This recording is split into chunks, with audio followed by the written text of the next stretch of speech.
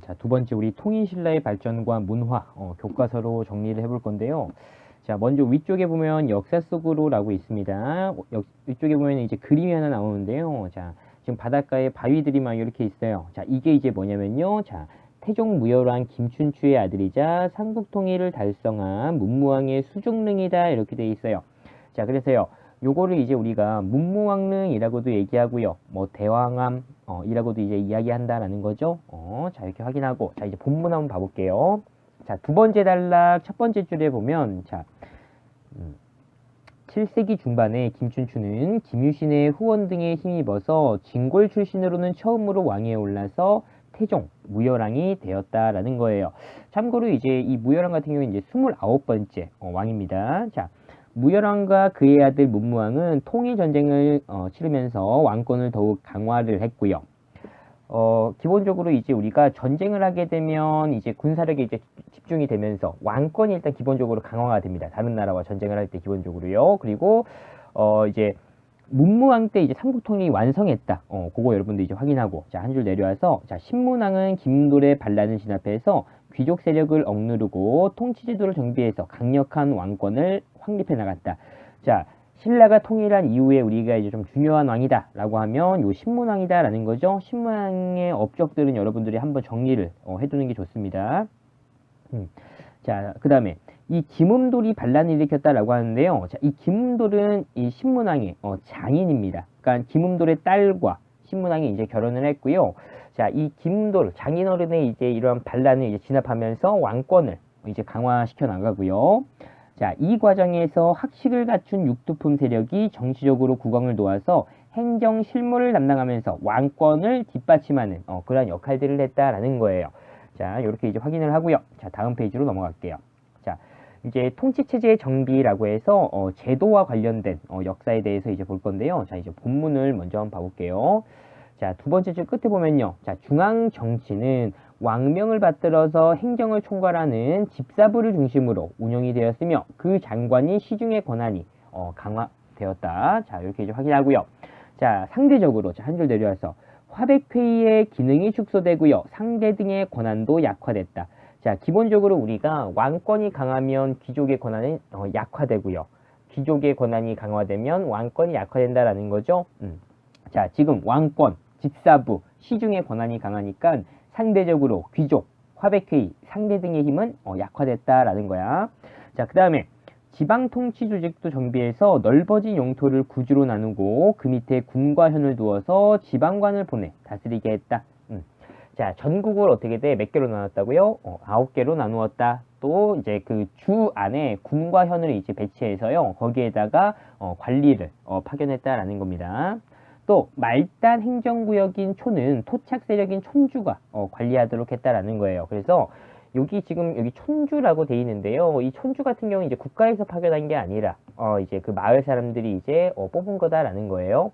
그래서 지금은 따지만 이장님 이런 식으로 이제 생각을 하면 됩니다. 자, 그 다음에 한 줄 더 내려와서 자, 주요 지역에다가요 5개의 소경을 두었고요. 자, 그 다음에 이제 군사제도 봐볼게요. 군사제도는 구서당과 십정으로 정비했고요. 중앙군인 구서당은 고구려 백제 말가림까지 포함해서 편성함으로써 민족 융합을 꾀하였다. 요거 이제 구서당도 어떻게 돼요? 신문왕이 이제 만들었다라는 거고. 자, 지방관은 주마다 한 개의 정을 두고요. 한 주에는 2개를 두어서 모두 10정을 배치했다라는 거예요. 자, 여기 이제 왼쪽에 지도가 나와 있죠. 자, 지금 여기 한 주가 보이죠? 한 주는 어떻게 돼? 여기 국경을 이제 접해 있다라는 거죠. 그래서 한 주에다가 지방군을 하나 플러스 더 이제 주는 거죠. 그래서 총 한 주에는 이제 2개가 되는 거지. 나머지 하나씩 해가지고 총 10정이 되는 거고요. 자, 그 다음에 여기 아래에 이제 설명을 보면 전국을 구주로 나누고요. 별도로 5소경을 설치해서 수도가 남동쪽으로 치우친 단점을 보완했다라고 되어 있어요. 자, 신라 수도 경주, 여기 금성, 이렇게 있죠? 자, 한쪽으로 이제 치우쳐져 있다라는 거야. 남동쪽으로요. 자, 그래서 여기 막 먼 곳까지 이제 수도가 관리하기가 어려우니까 바깥쪽에 5개의 소경을 만들었어요. 자, 중원경에서 이제 가운데 충주, 그 다음에 북쪽에 원주에다가 이제 북원경, 자, 그 다음에 우리가 지금 현재 살고 있는 청주에 서원경, 자, 그 다음에 남원경, 그 다음에 김해 지역, 게 이제 금광경 이렇게 해서 오소경을 만들었다라는 겁니다. 자, 이제 내려와서 역사 탐구해 보면 이제 신문왕의 개혁 정치라고 되어 있는데요. 자, 신문왕이 이러한 이제 그 업적들을 남겼다라는 거예요. 자, 국립교육기관으로 국학을 설립했고요. 자, 이 국학에서 이제 유학을 가르쳤다라는 겁니다. 자, 그 다음에 노급을 폐지했다라는 거야. 귀족들에게 지급했던 노급을 폐지했다. 자, 그 다음에 넘어가서, 자, 옛 고구려인 백제인 말갈인까지 해서, 자, 구서당을 정비했다. 민족 융합에, 성격이 있다라는 거 여러분들 이제 확인을 하고요. 자, 여기에서 이제 노급에 대한 이제 설명을 한번 해볼게요. 자, 여기에서 이제 신문왕이 지금 보면 신문왕의 업적 중에서 관료전을 지급하고 노급을 폐지했다라는 내용이 있어요. 자, 그러면은 이 관료전은 뭐고, 노급이 뭔지, 선생님이 한번 설명을 한번 해볼게요. 이게 결국에는 이제 토지제도와 이제 관련이 있는 건데요. 일단 옛날에 이제 우리 그 한반도를 한번 이제 이렇게 이제 그려가지고요. 자, 요걸 이제 기준으로 한번 설명을 해볼게요. 일단 요 지역이 있어요. 요 땅이 있어. 자, 요걸 이제 우리가 예를 들어서 기역이라고 하면 기역 땅이야. 자, 옛날에 이제 사람들은 기본적으로 농사를 지어서 이제 먹고 사는 농경 사회였다라는 거죠. 그러면은 결국에는 농사를 짓는 이 땅 주인은 누구예요? 농사를 짓는 사람은 뭐라고 그래? 농민들이 이제 기본적으로 이제 땅 주인이죠. 땅을 갖고 있다라는 거야. 처음부터 이제 이 농민들이 땅을 가지고 있는 게 아니라 어떻게 된 거예요? 그의 아버지로부터 물려받았다라는 거죠. 또 그 아버지는 그의 아버지로부터 물려받았다라는 거야. 결국에는 조상들로부터 대대로 물려받은 토지를 이제 갖고 있다라는 거죠. 자, 그러면 이 농민들만 대대로 물려받은 토지가 있었을까요? 아니겠죠. 누구도 이러한 물려받은 토지가 있는 거야. 그렇죠. 당시에 어떤 이제 지배계층, 귀족들도 이러한 토지를 갖고 있다라는 거지. 자, 근데 이제 일반적인 어떤 농민들보다 이제 토지의 크기가 이제 훨씬 더 크겠죠. 자, 이렇게 일반 백성들이 가지고 있는 이러한 땅을 뭐라고 이야기하냐면, 자, 민전이라고 얘기해요. 민전. 자, 그러니까 이 민전은, 자, 농민과 귀족들이 가지고 있는 땅이죠. 내 거죠. 자기 거죠. 그래서, 자, 소유권이 있다. 이렇게 이제 이야기해요. 내 거다라는 겁니다. 자, 내 거니까 어떻게 돼요? 사고 팔 수가 있다라는 거야. 다른 사람한테 사고 팔 수가 있고요. 자, 그 다음에 상속, 물려줄 수가 있다라는 거예요. 자, 그 다음에 또 증여, 증입니다. 증여.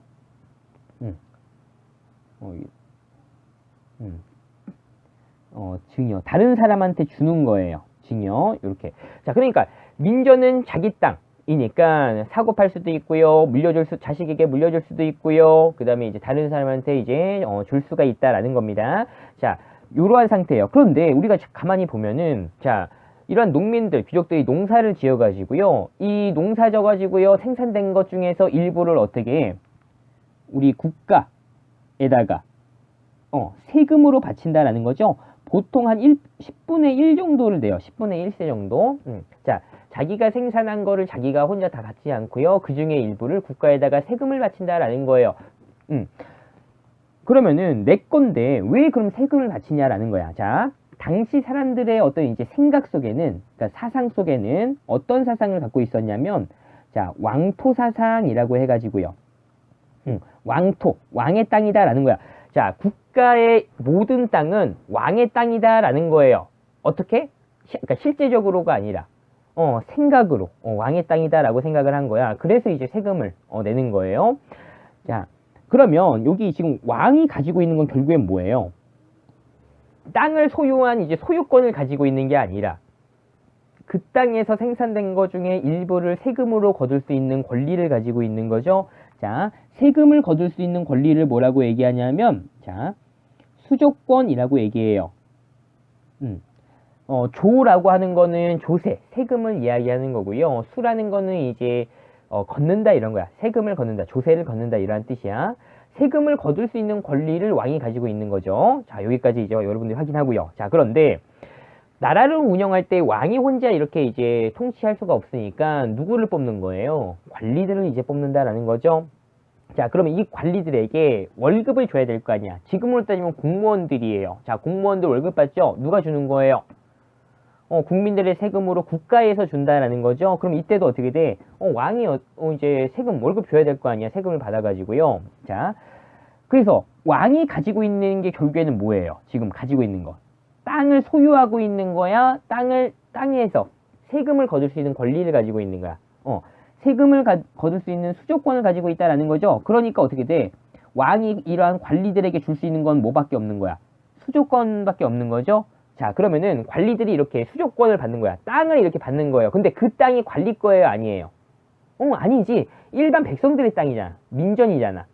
근데 이제 그 땅에서 세금을 거둘 수 있는 권리. 월급 대신에 그 세금을 이제 받는다라는 거죠. 그러니까 관리들한테 이렇게 땅이 이제 주어지면은 국가에서 이제 딱 이렇게 월급으로 이제 땅을 주면 그 땅에 살고 있는 사람들은요, 세금을 국가에다 내는 게 아니라 이 관리들에게 낸다라는 거예요. 그걸 이제 관리들이 월급으로 받는 건데, 자, 요게 이제 시대별로 부르는 명칭이 좀 다른 거예요. 자, 우리가 지금 이제 삼국시대, 그 다음에 이제 통일신라, 요 지금 이제 시기잖아.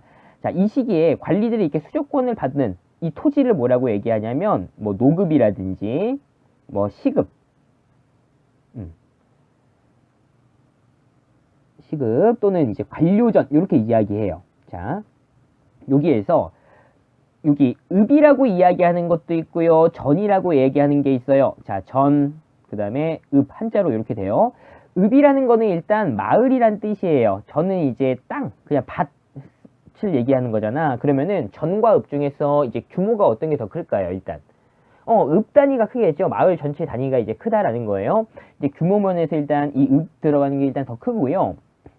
그 다음에 우리가 이제 이 세금을 이제 걷는 게 이제 땅에서 이제 수확한 걸 걷는 거잖아. 요걸 우리가 흔히 이제 전세라고 얘기해요. 그러니까 요거를 이제 관리들이 받는 거야. 자, 그런데 당시에는 세금이 이렇게 전세만 있는 게 아니라 역이라는 것도 걷었대요. 이 역이라고 하는 거는 노동력이야. 노동력이야. 그래서 예를 들어서 그 땅에 살고 있는 사람들 불러가지고요. 이제 막 뭐 농사를 짓게 한다거나 아니면은 이제 어떤 국가 건축물 아니면 다리 뭐 저수지 만들다거나 국가에서 하는 거 그런 거 이제 필요할 때 사람 노동력이 필요할 때 사람들이 이제 쓰는 거예요. 그걸 이제 역이라고 하는 건데 자 관료전 같은 경우에는 역이 들어가 있지 않아요. 그러니까 둘 다 공통점은 뭐겠어? 관리들이 받는 수조권이니까 전세는 다 공통적이에요. 지금 읍이나 전이나 근데 자 전 같은 경우에는 역이 없고요. 이 읍자 들어가는 거는 역까지 증발을 할 수가 있다라는 거예요. 역까지 거둘 수가 있다라는 거예요. 결국에는 자 귀족들의 입장에서 봐보세요. 관리들의 입장에서 보면은 자 이러한 읍 들어간 노급을 받는 게 좋아요. 관료전을 받는 게 좋아요. 노급을 받는 게 좋겠죠. 단순히 이제 이러한 전세 세금을 이제 걷는 것뿐만 아니라 그러니까 토지세를 걷는 것뿐만 아니라 어떻게 돼 노동력까지 이제 쓸 수가 있으니까 그 마을 사람의 노동력까지 쓸 수가 있으니까요. 자, 그래서 귀족 입장에서는 어떻게 돼? 읍 들어간 게 더 좋다라는 거야. 자, 그런데 지금 우리가 신문왕의 지금 업적을 이야기하는 거잖아요. 자, 신문왕이 먼저 이 관료전을 주면서 나중에 어떻게 돼요? 이 노급을 폐지했다라는 거죠. 읍 들어간 걸 이제 폐지했다라는 거예요. 자, 그러니까 왕권이 더욱 강화됐다는 거예요? 악화됐다는 거예요? 더욱 강화됐다라는 거죠. 귀족들이 당연히 이제 어떻게 되겠어? 반발을 할 텐데 그거를 이제 막고요. 누르고요. 시행했다라는 거지.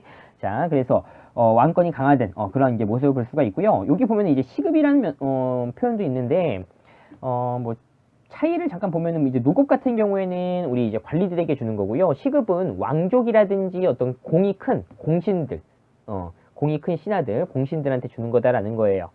참고로 이렇게 이제 확인하고요. 자, 지금 삼국 통일신라 시대에는 뭐 노급, 관료전 요렇게 이제 부른 거야. 그러니까 시기별로 부르는 명칭만 좀 다르다 이렇게 보면 돼요. 고려 시대에는 전식과 이렇게 이제 부르고요.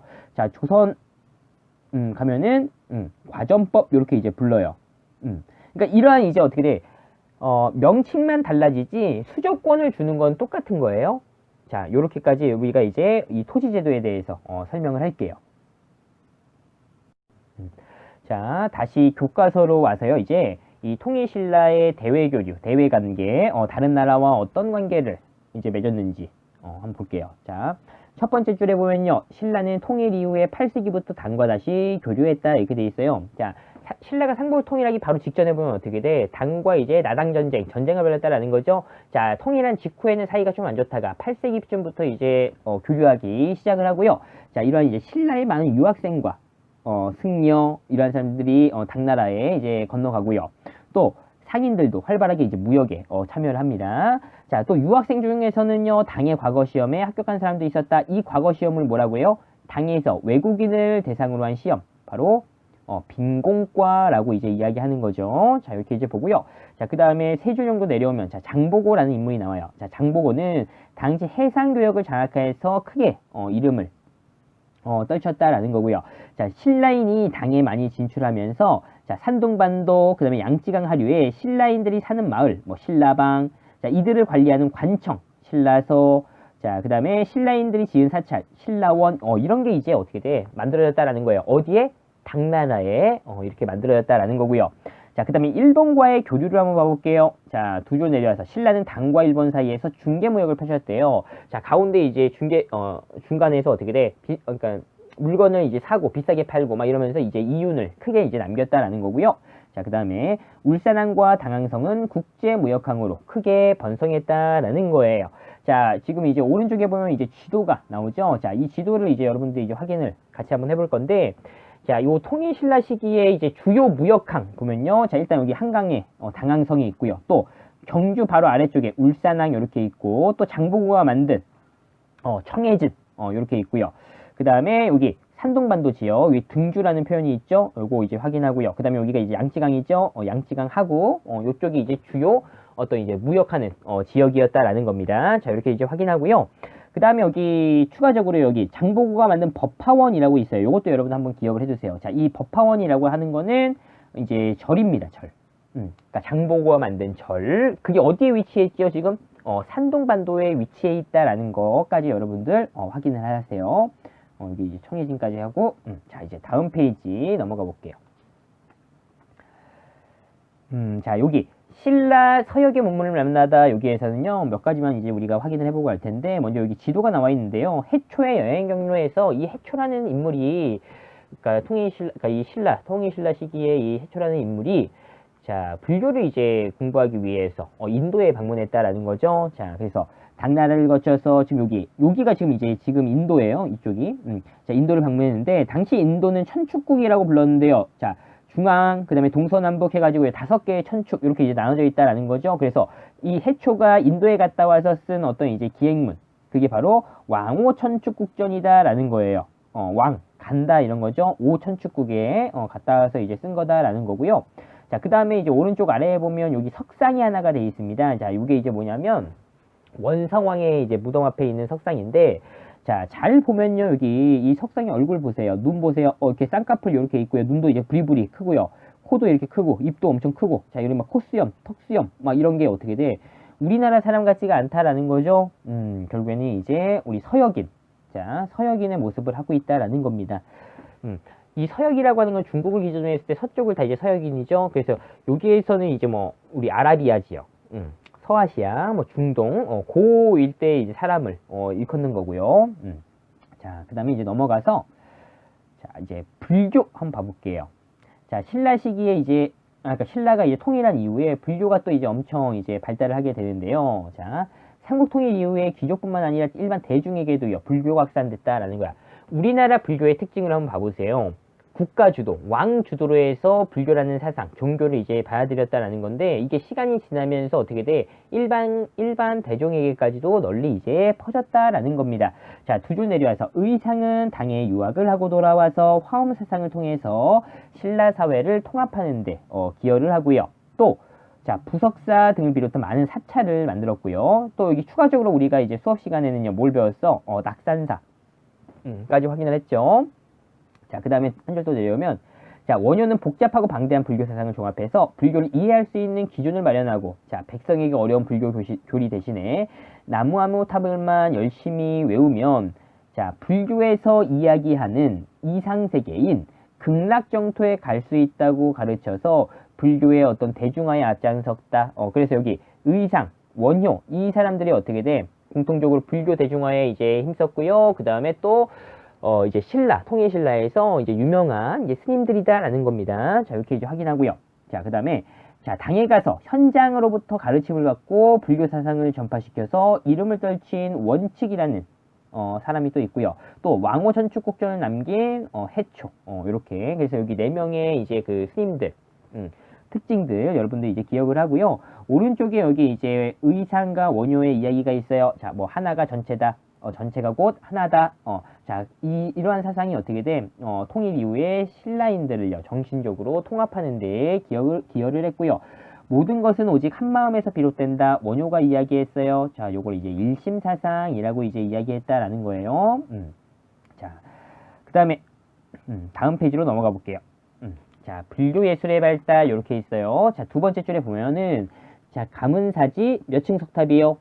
3층 석탑. 불국사 몇 층 석탑? 3층 석탑 등이 대표적인데, 이 탑들은, 자, 이중 기단의 3층으로 쌓은 모양이 특징이다. 이렇게 돼 있어요. 자, 우리가 이전에 삼국의 문화할 때 탑을 이제 확인을 할 때요. 신라 같은 경우에는 상대, 중대, 하대 이렇게 나눠서 탑을 확인했는데요. 특히, 여기 이제 신라 중대와 하대의 탑의 특징은 뭐라고 했어? 몇 층 탑? 3층 탑이 만들어졌다라는 거야. 여기 지금 뭐 이중 기단 위에 이렇게 돼 있죠. 그러니까 이거 바닥이야. 그러니까 요거 하나 있죠. 요거 하나 또 있죠. 요렇게 이중 기단 요걸 이제 이야기하는 거야. 그래서 1층, 2층, 3층 이런 식으로요. 자, 그렇게 해서 자, 여기 봐보세요. 자, 가문사지 몇 층? 3층. 진전사지 3층. 자, 앞으로 잠깐 우리 돌아오면 자, 여기 밑에 용장사고 몇 층? 3층. 자, 결국엔 어떻게 돼? 신라 중대하대 탑의 특징은 3층 탑이 유행했다라는 거 여러분들 이제 확인을 하고요. 자, 그 다음에 여기 밑에 또 있죠. 탑의 불상을 새긴 진전사지 3층 석탑. 여기까지 보고. 자, 그 다음에 네 줄 내려오면 자, 불국사와 석굴암은 8세기 중반에 김대성이라는 사람이 창건했다. 가끔 요것도 이제 보기로 나오는 것 중에 하나예요. 참고로 이제 보고요. 두 줄 내려오면 끝에 석굴암은 세계적으로도 그 유래가 드물게 인공 석굴을 만들어졌다. 밑에 여기 석굴암 이제 본전볼 보이죠? 자, 지금 봐보세요. 뭐 불국사라든지 석굴암, 그 다음에 넘어가서 여기 뭐 성덕대왕 신종, 에밀리 종이라고 이제 부르는 자, 이런 거 규모가 어때 지금? 엄청 크다라는 거죠. 자, 신라 중대에 다 만들어진 겁니다. 우리 신라 중대 같은 경우에는 이제 불교, 종파로 봤을 때 교종이 유행했다라는 거죠. 그래서 어떻게 돼? 이러한 조형 미술도요. 엄청 발달했다. 크게 만들었다라는 겁니다. 자, 그 다음에 내려와서 이제 유학을 한번 봐볼게요. 자, 두 번째 줄에 신문왕 때에는 국가교육기관으로 국학을 설치해서 유교 경전을 가르쳤고요. 또 원성왕 때는 독서산법과를 실시해서 유교 경전의 이해 수준을 평가하고 관리를 선발하고자 했다라는 거야. 여기에서 말하는 독서, 책을 읽는 거, 요 책이 뭔 거야, 결국에는. 유교 경전이다라는 거고요. 상품, 세 개의 등급으로 나눴다라는 거죠. 관리들을 이제 유교 경전의 어떤 이해 수준으로 해서 세 개의 등급으로 나누었다라는 거야. 근데 이제 이게 원성왕 때가 이제 신라 하대니까 어떻게 돼? 귀족들의 힘이 더 세니까 이게 제대로 시행되지 못했다라는 겁니다. 자, 그 다음에 이제 유명한 유학자들 한번 봐볼게요. 자, 육두품 출신으로 설총은 이두를 정리했대요. 그래서 한자를 이제 좀 이제 쉽게 사용하도록 했다. 참고로 이 설총 같은 경우에는 우리 바로 전에 스님 중에서 원효의 아들이다라는 거지. 자, 그 다음에 강수라는 사람은요, 외교 문서를 잘 썼대요. 또 당에 유학해서 빈공과에 합격한 최치원 이런 사람들도 있었고요. 또 진골 출신인 김대문은요, 화랑의 전기를 모은 화랑색이라는 책을 편찬했다. 라는 거 여러분들 이제 확인합니다. 자, 그 다음에 내려왔어요. 내용 정리 쏙쏙 한번 풀어볼게요. 통일신라는 집사부를 중심으로 운영되었으며 그 장관의 권한이 강화됐다. 장관이 누구죠? 그렇죠, 시중. 자, 통일신라는 통일신라의 중앙군인 이것은요, 고구려 백제의 말가린을 포함해서 편성됐다. 이게 뭐예요? 구서당, 신문왕 때 만들어진 거고요. 통일신라는 국제교역항으로 자, 이것과 당항성이 있었대. 자, 울산항과 당항성 이렇게 이제 보고요. 자, 그다음 OX입니다. 통일신라는 수도 이외의 지방의 중요 지역에다가 오소경을 설치했다. 맞아요, 틀려요? 맞고요. 5년은 당에 유학하고 돌아와서 화엄정을 열고 많은 사찰을 세웠다. 아니지. 원효는 당에 유학 안 갔댔잖아요. 이 원효가 아니라 뭐예요? 의상을 이야기하는 거고요. 자, 세 번째, 원성왕 때 국가교육기관으로 국학이 설치됐대요. 맞아요, 틀려요? 아니지. 원성왕이 아니라 누구야? 신문왕이다 라는 겁니다. 자, 이렇게 이제 확인하고요. 자, 이제 다음 페이지로 넘어가 볼게요. 자, 불국사에 대한 내용이 나와요. 자, 여기 이제 불국사에 보면 이제 탑이 두 개 있어요. 불국사 3층 석탑, 다보탑 이렇게 있어요. 이게 불국사 3층 석탑을 다른 말로 우리가 석가탑이라고도 이제 이야기하는 탑입니다. 자, 그 다음에 우리가 이제 시원자리에 있는 게 이제 다보탑이 이제 그려져 있는 거고요. 자, 이 석가탑을 보면 이 석가탑을 이제 복원하면서 그 안에 해체를 하고 다시 조립하는데 해체를 해보니까 뭐가 들어가 있었냐면 자, 여기 무구정광 대다란이경이라고 하는 불교 경전이 불경이 들어가 있었는데 이게 나무에다가 이게 글자를 새겨가지고 이제 찍어낸 목판 인쇄 본이다라는 건데요. 이게 이제 어떤 중요한 역사적 어떤 가치가 있는 거예요.